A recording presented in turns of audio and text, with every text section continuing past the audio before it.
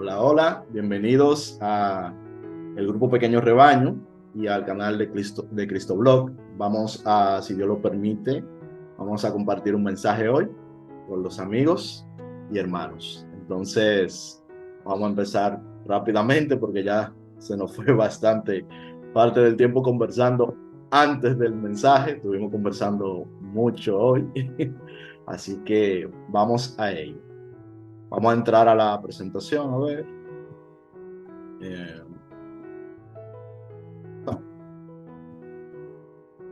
Partir. Bien, bueno, que Dios nos ayude.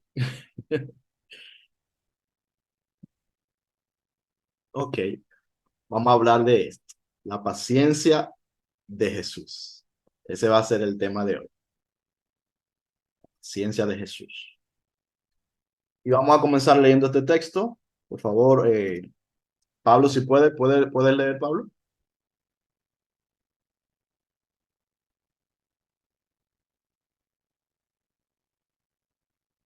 Dice, 1 Juan 3, 1 al 3. Mirad cuán amor nos ha dado el Padre para que seamos llamados hijos de Dios. Por esto el mundo no nos conoce, porque no le conoció a Él. Amados, ahora somos hijos de Dios, y aún no se ha manifestado lo que hemos de ser. Pero sabemos que cuando Él se manifieste, seremos semejantes a Él, tal y como Él es. Le veremos tal y como Él es. Y todo aquel que tiene esperanza en Él se purifica, porque Él es puro. Amén. Muchas gracias, Pablo. Amén. Bien, vamos a ver. Aquí la intención que tenemos es la cuestión de ver que seremos semejantes a Él. Eh, Esta es una promesa que tenemos de parte de Dios, de parte de Jesucristo, y cuando dice a Él se refiere a Jesucristo, pero nos dice que no lo vemos todavía. Es decir, ya nosotros hemos sido hechos hijos de Dios, hemos sido hechos hijos de Dios, hemos sido hechos semejantes a Él, pero todavía no vemos que seamos semejantes a Él en todo, ¿cierto? Pero nos dice aquí, nos muestra la esperanza, nos recuerda de que lo seremos y que le veremos tal como Él es. Esto recuerda a lo que dice Pablo cuando habla de la profecía, que dice que en parte profetizamos, ¿verdad? Pero en algún momento lo que es en parte dejará de ser en parte porque le veremos, le conoceremos y seremos conocidos como hemos sido, o sea, le conoceremos como hemos sido conocidos. Aquí Juan usa más o menos la misma idea. Dice que nosotros le veremos tal como es. No sé si habían antes relacionado esas dos ideas, pero ellos están hablando de lo mismo. Están hablando de ese conocimiento pleno que nosotros todavía no lo tenemos, pero que en algún momento lo tendremos cuando estemos en la presencia del Señor, cuando pasemos a participar de su cuerpo, cuando pasemos a participar de su carne y de su sangre. Entonces, este es el objetivo de Dios. Este es el objetivo de Jesús. Este es el fin de las cosas. Este es el fin de todo el propósito, digamos, la culminación del propósito de Dios para con nosotros. Que nosotros seamos semejantes a Cristo, que nosotros seamos revestidos de Cristo y que entremos a la salvación. ¿Pero quiénes? Bueno, todos, obviamente. Ahora, ¿qué sucede? Que sabemos que esto está atado a creer, a seguir a Jesucristo, ¿cierto? Pero entonces, como todos, hay algo que, que sucede que tenemos que entender. Hay personas que no siguen a Cristo, obvio, hay muchas personas que no siguen a Cristo. Pero ¿por qué hay tanta gente que no sigue a Cristo a pesar de haber escuchado hablar de él? La razón es porque no le conocen. Esa es la razón, porque no le conocen. Aún nosotros que le conocemos en parte, pero en la parte que lo conocemos nos ha sido suficiente para que nosotros le sigamos a él. Todo aquel que no sigue a Cristo es porque no le conoce. Aunque haya escuchado hablar de Jesús, puede que haya escuchado hablar de Jesús, puede que haya leído la Biblia, puede que haya ido a una iglesia, pero si no le sigue es porque no le conoce, porque el que le conoce le sigue. A veces la imagen que tenemos de Dios no es de Jesús, no es la real. Por lo tanto, aunque hayamos oído hablar de él, no le conocemos. Porque, por ejemplo, si conocemos a un Jesús que lo que nos quiere es castigar, es porque no lo hemos conocido. Estamos conociendo a un Jesús que no es como él es, por lo tanto, no es él.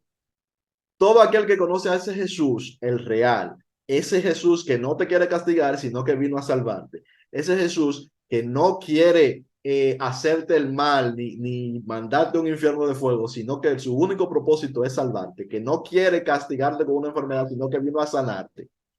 Todo aquel que conoce a ese Jesús le sigue. No tiene ninguna razón, una vez entiendes, cualquier persona de este mundo, una vez llega a entender quién es Jesús, le va a seguir. Todo el que no le sigue es porque no lo ha entendido. La experiencia de Pedro. Vemos que Pedro en algún momento incluso negó a Jesús, pero otra vez le siguió. Primero empezó siguiéndole cuando le conoció, pero no le conocía del todo. Le fue conociendo con el tiempo y le fue entendiendo con el tiempo. Llegó el momento incluso que lo negó, pero otra vez volvió y lo siguió. Y cuando volvió y le siguió, Jesús siempre lo recibió. Jesús nunca le rechazó. Jesús siempre estuvo abierto para Pedro y para todos sus discípulos, igual que para todos nosotros. Nunca se cierra. Jesús nunca se cierra. Jesús nunca cierra las puertas.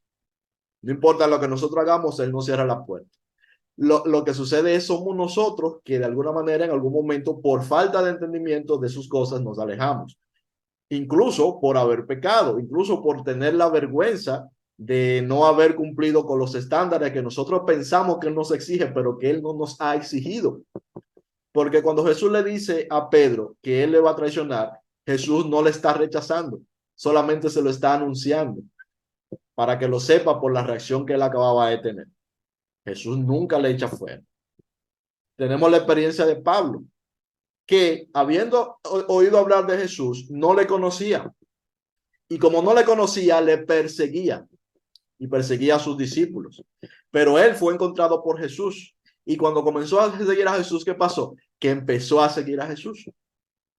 Es decir, una persona que lo podríamos asemejar, por ejemplo, a alguien de este tiempo que se le pueda considerar genocida, por ejemplo. Lo fue hasta que realmente conoció a Jesús y supo quién él era. Cuando supo quién él era, su vida cambió y empezó a seguirlo. Cuando no sabía quién era, aunque había escuchado hablar de Jesús, ¿qué es lo que hacía? Que le perseguía y perseguía a sus discípulos, porque había escuchado hablar de él, pero no sabía quién era Jesús, cuál era su naturaleza. Tenemos la experiencia de los 10 discípulos que habían estado con Jesús, pero en algún momento la abandonaron, pero Jesús nunca les abandonó a ellos. Por lo tanto, volvieron de nuevo a estar en la comunión con Cristo. Tenemos la experiencia de la mujer samaritana que cuando se encontró con Jesús, primero le cuestionó, pero poco a poco, mientras iban conversando, se fue dando cuenta y dijo, ¿quién es este? Esto no es lo que yo me esperaba. Y cuando llegó a conocerle, a entenderle, entonces empezó a seguirlo, a anunciarlo y a atraer a otros hacia él. Porque en ese momento comenzó a conocerlo. Tenemos la experiencia de Nicodemo, fariseo, que escuchando a Jesús, viendo las cosas que hacía, comenzó a interesarse y lo cita para interrogarlo, para sacarle información, a ver en qué le puede atrapar. Y no lo entendía, pero con el tiempo lo fue entendiendo. Y según lo fue entendiendo, llegó el momento que llegó a creer en él. Todas las personas que llegan a entender quién es Jesús, ninguno lo puede rechazar. No hay ninguna razón para rechazar a Jesús. Salvo el no conocerle. A él, a quien él es realmente, no hay ningún ser humano que le rechace. Todo ser humano que llegue a conocer quién es Jesús, que llegue a entender quién es Jesús, no le va a rechazar. No tiene motivo para rechazarlo. ¿Por qué? Porque no cumple ese estándar. Eso no es un motivo para rechazar a Jesús, porque Jesús no te va a rechazar por eso. Porque eres digno de castigo, pero Jesús no te quiere castigar. ¿Por qué? Pon cualquier razón, porque has hecho cosas malas. Eso no son razones para rechazar a Jesús, porque tienes impulsos porque eres atraído al pecado. Si conoces a Jesús, te vas a dar cuenta que tampoco es esa razón para rechazar a Jesús, porque Él a ti por eso no te rechaza, ni te castiga, ni busca hacerte el mal. Por lo tanto, si seguimos hilando y buscando, vamos a encontrar que el verdadero Cristo, el verdadero Dios, no hay razones reales para rechazarle, solamente el no conocerle. Esa es la única razón. Entonces, vamos a hablar de su paciencia. Mateo 13:30. Florencia, ¿lo puede leer, por favor? Amén. Dice, su paciencia. Mateo dice, dejad crecer juntamente lo uno y lo otro hasta la siega. Y el tiempo de la siega yo diré a los segadores, recoged primero la cizaña y átala en manojos para quemarla, pero recoged el trigo en mi granero. Amén. Esta es la parábola Amén. del trigo y la cizaña. Nosotros hemos aprendido que esta parábola de lo que se trata es de lo que hay en nosotros, de que nosotros tenemos trigo y tenemos cizaña. Nos enseña que fue un hombre enemigo el que puso la cizaña en nosotros, es decir, que puso nuestros malos deseos, nuestros malos hábitos, esas cosas que nos llevan al mal, que nos arrastran a pecar. Esa es la cizaña. Y que la buena semilla también está en nosotros, que es la que puso Jesús. Y esa semilla tarde o temprano va a dar fruto. Entonces, en esta parábola Jesús está enseñando que en su paciencia, Él va a esperar que la semilla que Dios puso en nosotros, la de trigo, de que dé fruto.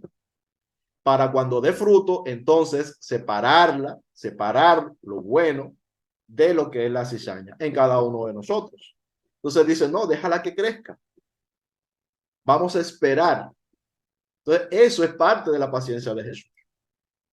Vamos a leer el 2 de Pedro 3:9, lo voy a leer yo. Dice, el Señor no retarda su promesa,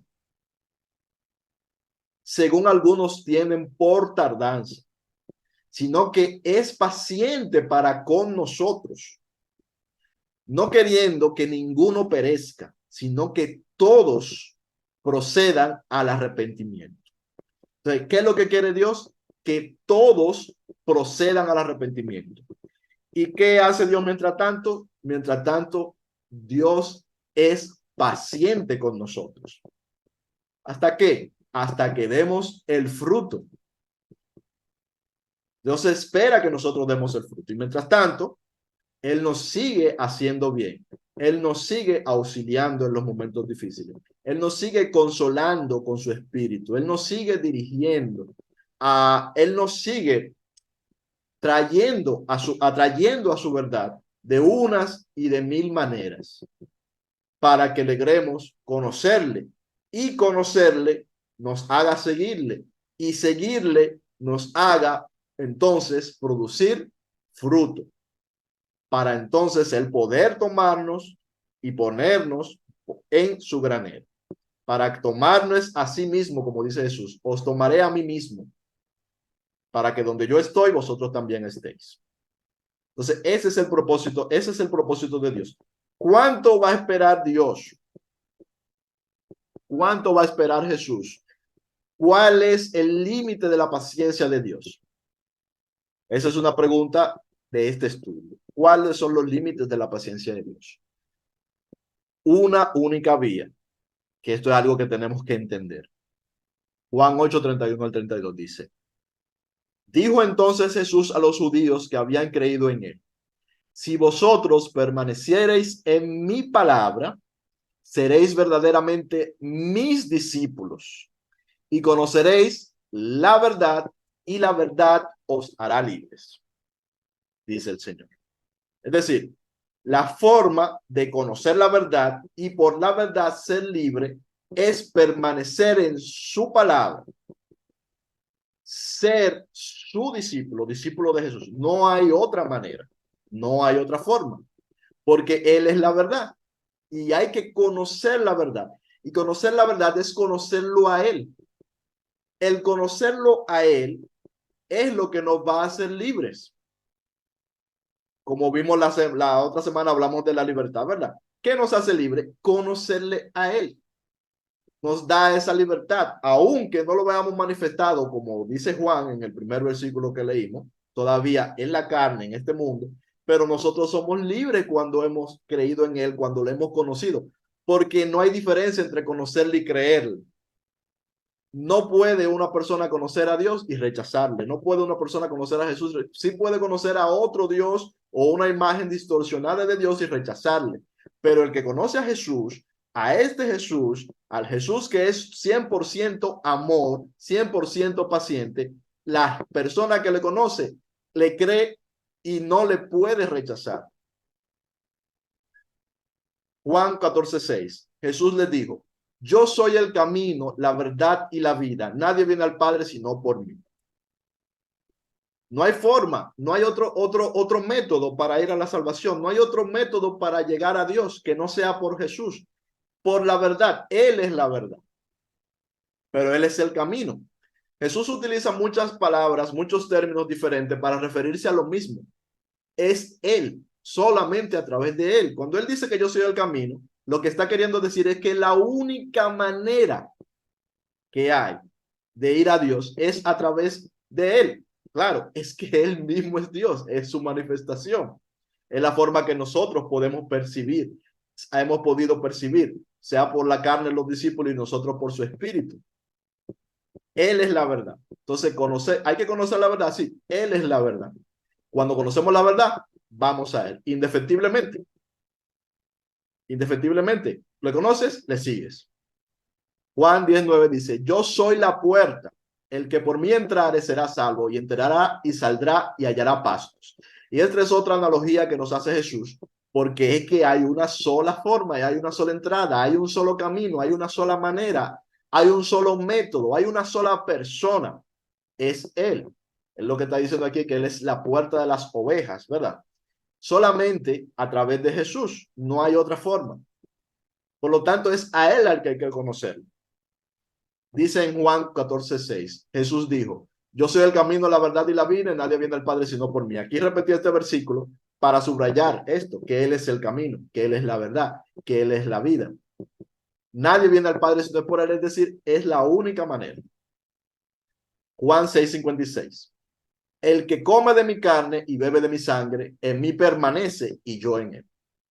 Y ya esto lo vimos en un estudio que vimos en el pasado, cuando estuvimos hablando, si recuerdan, de si el tema se llamaba si Dios nos perdonó, ¿por qué seguimos teniendo sufrimiento? Y ahí explicamos que es que el cuerpo sigue atado y que nosotros tenemos que ser liberados del cuerpo. ¿Y vamos a ser liberados del cuerpo cuándo? Cuando seamos revestidos del cuerpo de Cristo, cuando habitemos con el mismo cuerpo de Cristo, según esa nueva genealogía. Por eso también, y en esto también se ve que no hay otra manera. No hay otra manera de entrar al reino de los cielos de manera manifiesta y tangible que no sea a través del cuerpo de Cristo. Por lo tanto, así mismo como Él lo dice, Él es el camino, Él es la manera, la única forma. Bien. Dice aquí, todos. Juan 6:37 al 39. ¿Lo puede leer, por favor? Florencia, ¿lo puede leer? Claro, dice, todo lo que el Padre me da, vendrá a mí, y al que a mí viene, no le echo fuera, porque he descendido del cielo, no para hacer mi voluntad, sino la voluntad del que me envió.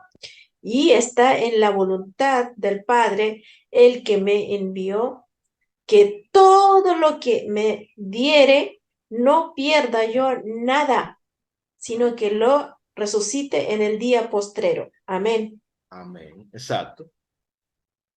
Entonces, ¿qué dice Jesús? Todo lo que el Padre me da, todo va a venir a mí. Todo. Y todo el que viene a mí, yo no le echo fuera, yo no le rechazo. Todos en algún momento van a conocer a Jesús. Sea hoy, sea mañana. En algún día, esa persona que no la ha conocido hoy, le va a conocer. Y cuando le conozca, ¿qué pasa cuando le conoce? Vendrá a mí. Irá a él. y él no le va a rechazar y no le va a echar fuera. Esta es la fórmula de la salvación. Esta es la fórmula del reino de los cielos. Que todos, lo que el Padre le da, todos van a ir a Jesús cuando le conozcan, porque todos le van a llegar a conocer. Y todo el que le llega a conocer va a él y él no le echa fuera, él lo recibe y no lo rechaza. Entonces, ¿hasta dónde dura la paciencia de Jesús? Cuando llega el momento en el que Jesús va a decir, ahora tú creíste en mí, pero ahora yo te rechazo. Ahora yo te echo fuera. Ahora ya pasó el tiempo, se acabó la gracia. La gracia es eterna, no tiene fin. Nunca le va a echar fuera. Y dice en la última parte aquí, que de todo lo que me diere, yo no pierda nada, sino que lo resucite en el día postrero. Y dice Jesús, yo soy la resurrección y la vida. El propósito de Jesús es resucitar a todo el mundo. Y yo siempre pregunto, ¿cuántos muertos Jesús encontró en su camino cuando se estaba mostrándonos, cuando nos estaba dando la imagen de quién es Él? ¿Cuántos muertos Jesús encontró en el camino que no fueran resucitados? A ver, ¿quién sabe? ¿Cuántas personas Jesús encontró muertas y no las resucitó?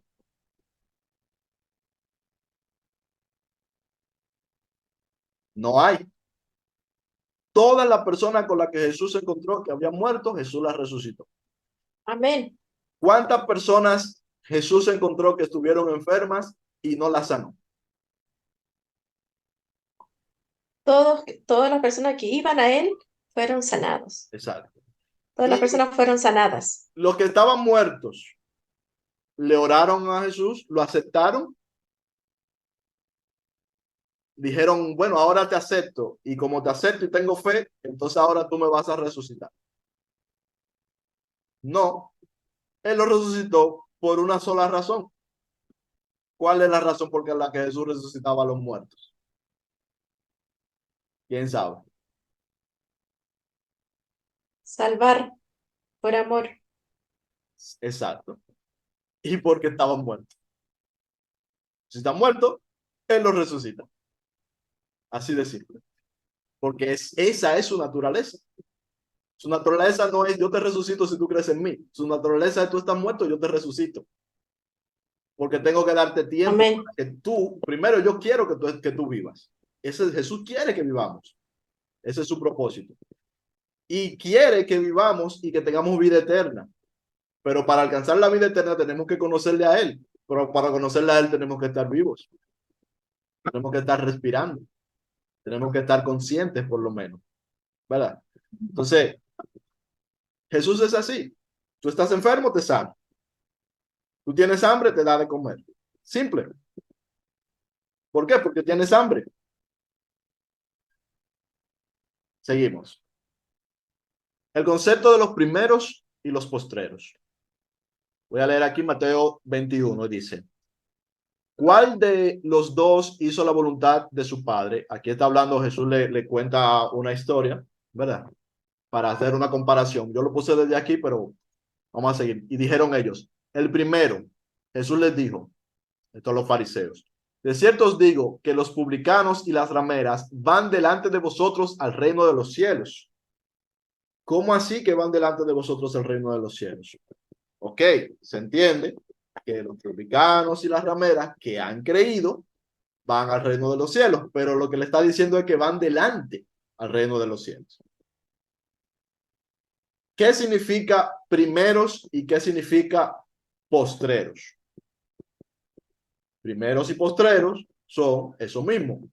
Los primeros, los que van en los primeros en la fila y los que le siguen detrás. Estos que han creído van delante de los que todavía no han creído. Eso es todo. Estos que creyeron van al reino de los cielos primero que los que todavía no han creído. Y los fariseos, como sabemos, los que no creían, porque había algunos que creían, siempre se justificaban a sí mismos y Jesús siempre les enseñaba que eso los hacía a ellos ser postreros. Es decir, que eso los hacía a ellos no ser de los primeros que entran al reino de los cielos. El reino de los cielos se ha acercado. Marcos 10:31. Porque muchos primeros serán postreros y los postreros primeros. Este es el concepto.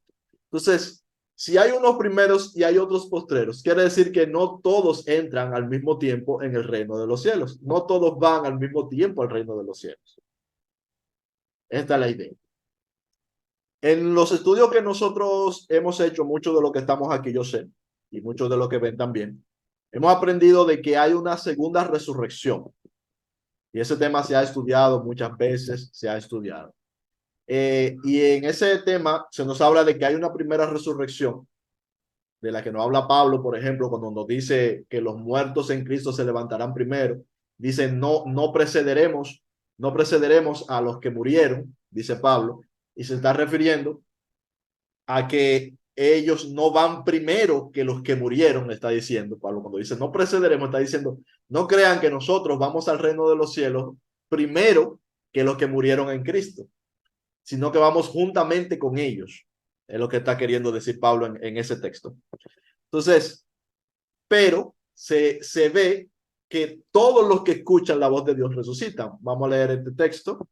Lo voy a leer porque es un poquito largo. Dice, de cierto os digo, viene la hora y ahora es cuando los muertos oirán la voz del Hijo de Dios, y los que la oyeren vivirán. Porque como el Padre tiene vida en sí mismo, así también ha dado al Hijo el tener vida en sí mismo. Y también le dio autoridad de hacer juicio por cuanto es el Hijo del Hombre. No os maravilléis de esto, porque vendrán horas cuando todos los que están en los sepulcros oirán su voz. Y los que hicieron lo bueno saldrán a resurrección de vida, mas los que hicieron lo malo a resurrección de condenación. Primero, todos los que están muertos van a escuchar su voz. ¿Y qué pasa cuando un muerto escucha la voz de Jesús? Resucita. ¿Hay algún muerto que no resucite cuando escucha la voz de Jesús? Eso no existe, eso no sucede. Los muertos escuchan la voz de Jesús y resucitan. No importa en qué condición hayan muerto. Unos murieron en condenación. ¿Por qué murieron en condenación? Murieron en condenación porque no conocieron a Jesús. Y la condenación es no conocer a Jesús. No ir a Él. Esa es la condenación. Pero no es que están condenados cuando resucitan. Es que están condenados permanentemente antes de morir incluso. Ya están condenados.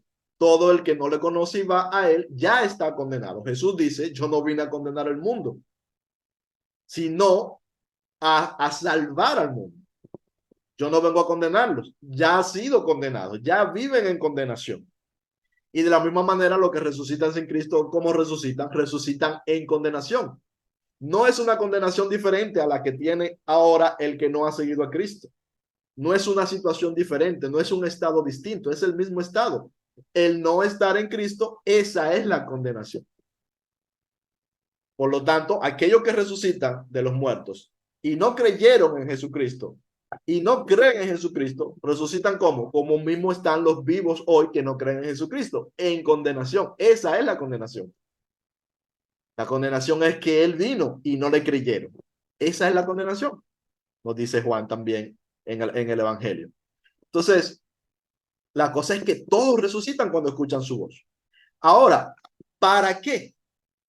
Porque en el Apocalipsis, por ejemplo, nos dice que hay dos resurrecciones. Hay una resurrección de vida eterna, que esa de la que nos habla Pablo, cuando somos revivificados, que somos llevados al nuevo cuerpo, a las nuevas vestimentas, la nueva vestidura, los muertos que murieron en Cristo y que resucitan, y los que hayan permanecido, todos son transformados al cuerpo de Cristo.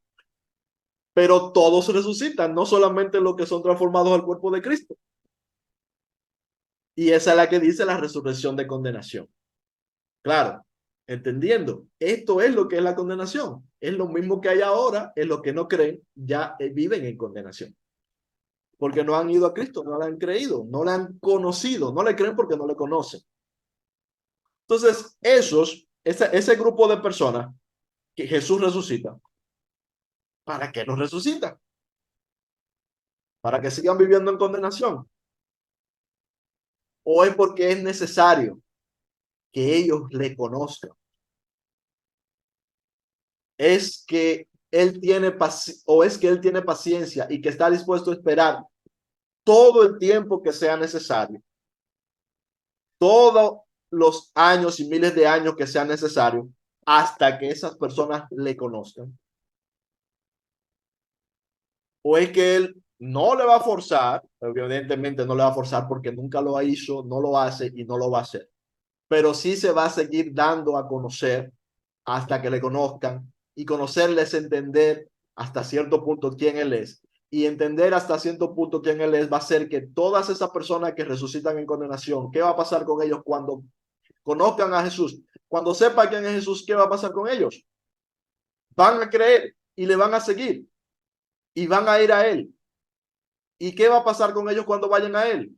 Que él no les va a echar fuera. Y esa es la paciencia de Jesús. No tiene límites. Todo lo espera, dice Pablo, cuando habla del amor, hablando de Jesús. Todo lo espera y a todos los va a esperar. Yo le añado eso. Todo lo espera y a todos espera. Jesús nos está esperando a todos nosotros. Dice que los santos en el Apocalipsis nos dice, creo que en Apocalipsis 15 dice que los santos están esperando que se complete el número, que se completen, porque todavía faltan. ¿Y cuál es el número? El número es lo que nos aparece en Apocalipsis 7 cuando nos dice que está esa multitud de personas que nadie puede contar, que vienen de todos los pueblos, de todas las naciones y de todas las lenguas, es decir, de todo el mundo, de toda la historia de la humanidad, todos vestidos de vestiduras blancas, adorando al Cordero que está en el trono. Allí se cumple el propósito y el fin de esa paciencia sin límites de Cristo. Que todos seamos salvos, que todos de todas las naciones, lenguas, pueblos y de todas las épocas, todos estemos allí con vestiduras blancas, según el cuerpo de Cristo, adorándole por la eternidad. Y ahí terminamos. Dios le bendiga, hermanos. Amén. Amén.